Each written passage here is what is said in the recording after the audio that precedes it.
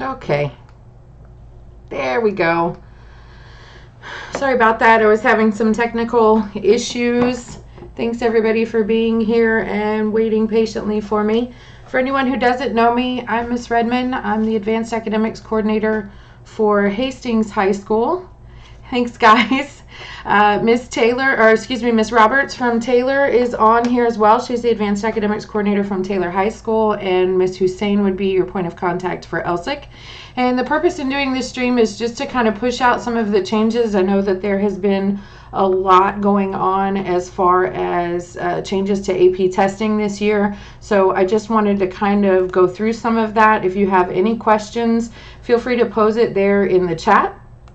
Ms. Roberts and Ms. Durson are both on, and they'll be able to answer your questions. I'll try to come behind at the end and pick up anything that maybe wasn't answered. If you need clarification after that, or if your question wasn't answered, or you have some kind of concern, feel free to email any one of our points of contact.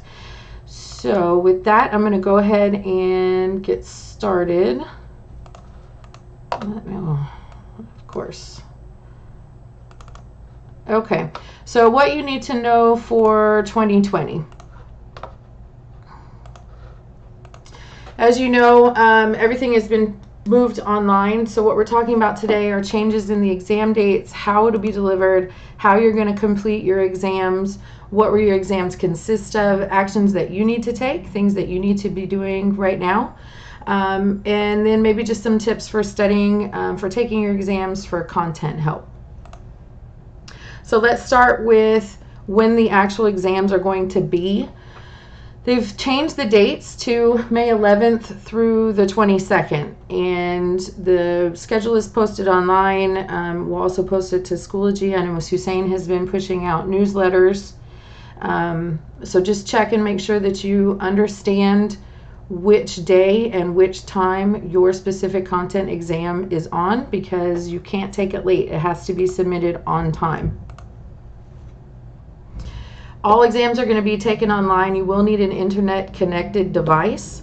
That could be a cell phone, it could be a tablet, a laptop, a desktop. The only exceptions will be foreign language, which needs to be either a cell phone or a tablet, because you're going to need software downloaded. Other than that, it doesn't matter what type of device. If you do not have reliable internet, or you do not have a device to use, you need to contact College Board immediately. The deadline is this Thursday. College Board has pledged to providing equity for access, so they're going to provide devices, but you do need to go online and request it. If you have a problem because you don't have reliable internet, then please reach out to your coordinator and we can help you out in getting that form set up or completed. But it needs to be done by this Thursday, so it needs to be done quickly. So if you are watching this video, then probably you have internet, you have a device. But if you have a friend or you know somebody that doesn't have anything, thank you, Ms. Durson. The 24th is this Friday instead of Thursday.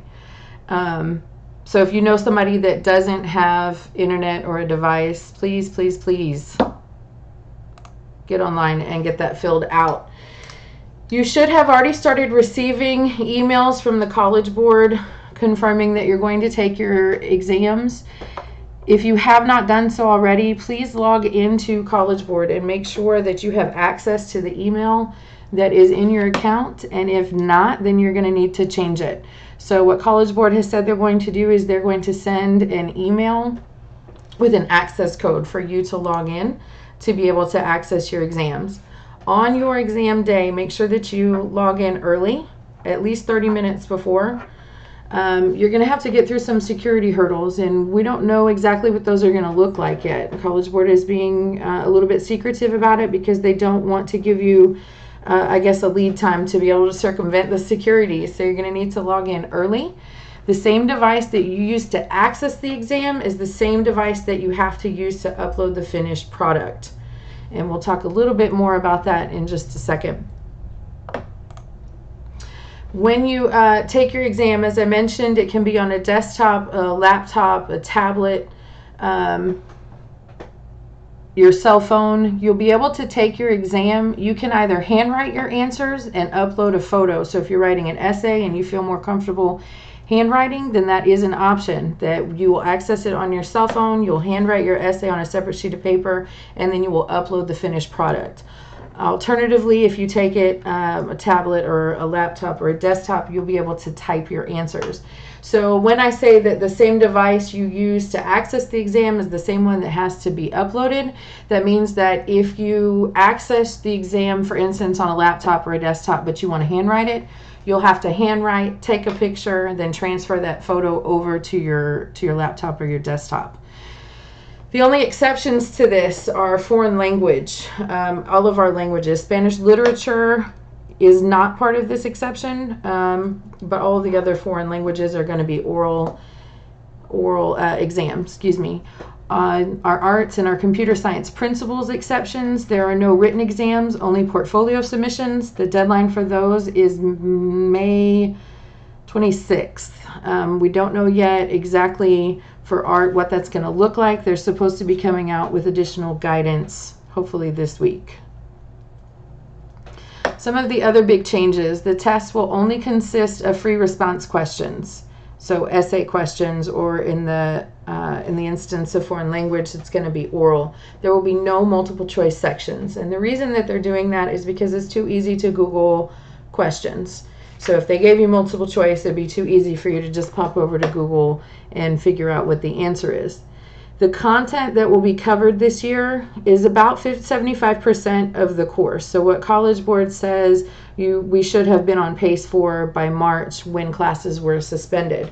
So that's good news, because you don't have to study quite as much content.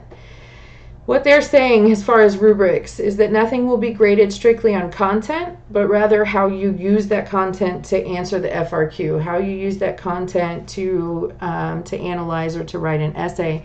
So even though, yes, the test is technically open textbook, please don't rely on Google to get you through, because it's only 45 minutes and everything is going to be timed very tight. And so you're not going to have a whole lot of time to go digging for content. Just like with any exam, it's best if you walk into the exam understanding what the content is and how to use it. You may not consult another person. So you can use Google, you can use textbooks, you can use your notes to help you find the content, but you are not allowed to collude with another person. So part of the security protocols are being put into place to catch some of that. If they catch you cheating or colluding, what College Board is reporting is that they will report that academic dishonesty not only back to your teacher and back to your home campus, but to any schools that you have your scores sent to. That includes both your AP scores and your SAT scores. You may lose the privilege to take exams in the future, including AP exams as well as SATs. Another security checkpoint that College Board is putting into place is that your teachers are going to receive your submissions after testing has concluded. So your teachers will have the opportunity also to report suspicions of cheating or collusion. So if your teacher, for instance, gets the recording of your voice and they say, this is not my student, or they'll look at your writing sample and they'll try to determine whether or not that was you. And that's a good point, Ms. Roberts, that if you are taking an exam on the same day with someone in the same house, to put yourself in a different room so that you're not even in that situation. You will not have an online proctor. Everything is going to be completely on your own. You are responsible from start to finish for these exams. And so let's talk a little bit about what the timing is going to look like. So on the left-hand side of this slide, these are all of the exams that we offer that this timeline is going to apply to. Like I mentioned earlier, you'll need to log in early to access. You're going to need to complete all of those security protocols. Be ready when the exam goes live, because at the end of 45 minutes, if your answers are not uploaded, you will not be graded. You will not have an opportunity to turn it in late. So what most of the exams will look like are 2 FRQs. And FRQ 1 will be 25 minutes. You'll be able to look at the question, respond to the question, and then you'll have a 5-minute window to upload your answers. And then you'll move on to FRQ2, where it'll basically be the same thing, only it'll be 15 minutes to complete rather than 25, and then 5 minutes to upload. Once the time has expired for FRQ1, you will not be able to go back and change your answer. You won't be able to go back and edit or to upload something different. When that time is up for FRQ1, that's it. You have to move on to FRQ2. Some of the exceptions for foreign language. This is AP, Chinese, French, and Spanish language. All of your responses are going to be recorded. So you will need to download an app either on a cell phone or a tablet. We don't know yet what that app is going to be, but as soon as that information is published, I'll make sure to get it to you. So again, you'll need to log in early, complete the security protocols, be ready when the exams go live. Your FRQ1 for foreign language is going to be an interpersonal speaking task in the form of either a conversation or a phone interview, depending on the exam that you're taking. And then FRQ2 is going to be a presentational speaking task. Again, everything is going to be timed. On each exam, you will have a timer on your device that you can turn off. Please be very careful if you do that, because like I mentioned, you are responsible for keeping track of your own time. Your histories and your Englishes are also exceptions. History will have one document-based question. You will have 45 minutes. They're going to give you 5 documents and a prompt, and you will have 45 minutes to look at the documents, to analyze them, create your response, and then you'll have 5 minutes to upload that response. English, for English language and composition, and that's going to be the 11th grade AP English will be a prose fiction analysis. AP English literature and composition, that's our 12th grade, is going to be a rhetorical analysis. And just like with the histories, you'll have 45 minutes to read the question, respond to it, and then 5 minutes to upload your response. Our arts and computer science. So this is for computer science principles. You'll have a portfolio. The deadline is May 26th. We still don't know what the procedure is going to be for arts. As soon as College Board releases that additional information, your teacher, your coordinator will make sure to pass you that information.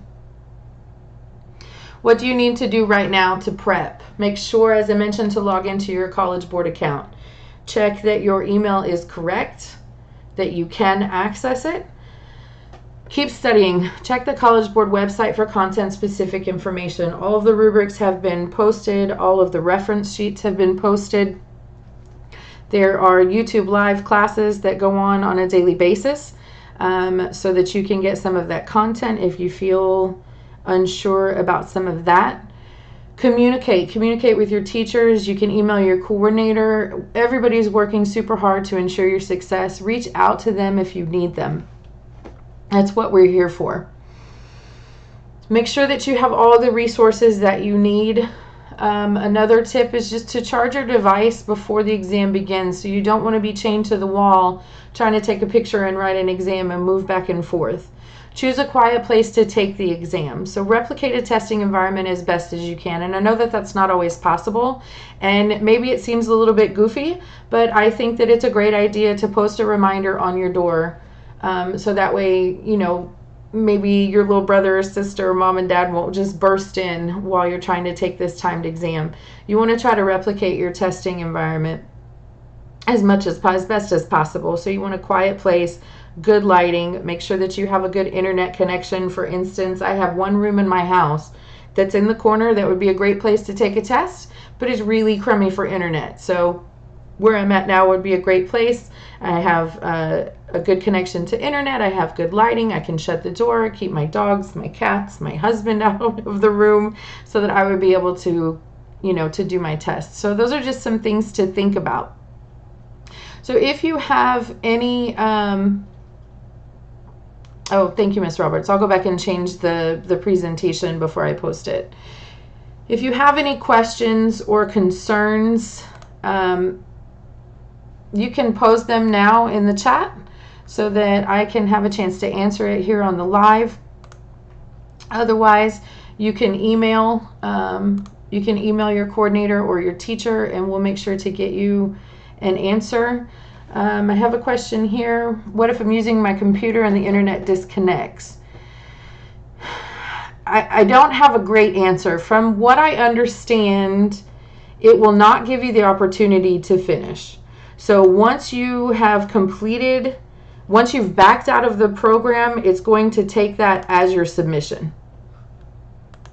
If that happens, there's an 800 number that I need you to call immediately. Let me go ahead and turn the camera back on because it's kind of weird just talking to a blank screen. I need you to call that 800 number immediately. And so I'll get that posted on Schoology. I'll push it out to the teachers and to your emails as well.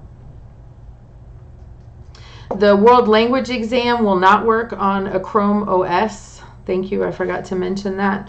If you're using a Chromebook and you're taking the foreign language exam, it is not compatible with Chromebook. So make sure that you have an alternate device.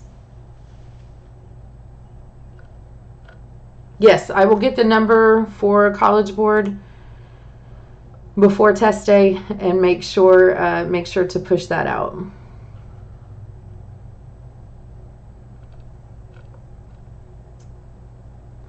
You will not be, that's a big question right now. If you choose not to take the exam, you are not going to be charged any fees just for this year and this year only because everything has been so wonky. I do want to encourage you, though, to take the exam because you literally have nothing to lose. And I know that a lot of us are feeling very uncertain about what's going on. Anxiety might be high, and you might just be feeling like you don't have any need to take the exam. But I want to assure you that you do have it in you to do this. And all of us are in the same storm together. So I understand why you might be feeling like you just can't take the test because there's so many things that are different. But everybody around the world, we're all in this together. And one thing that I am thankful for is that we have, like a normal testing time, that we're not like campuses overseas where they're going to have to take their exams, at 3 in the morning or 4 in the morning. And so while there's not necessarily a penalty, I do want to encourage you to take the exam because the worst thing that happens is that you take the exam, but the best outcome is that you'll get college credit, and that's what we're in this for. We've already completed 75% of the school year before this exam, and so this hurdle doesn't need to be something that necessarily is going to keep you from getting college credit. And I really believe that you guys can do it. And as I mentioned, I'm here if anybody needs help. Your teachers are here, your coordinators are here, your admin is here, and I know that it can feel like you're kind of by yourself and you're not really sure which way to turn. I know anybody at Hastings, you guys are all in a Schoology group. You can reach out to me on Schoology. We can schedule a web conference or a phone conference. Your teachers are here.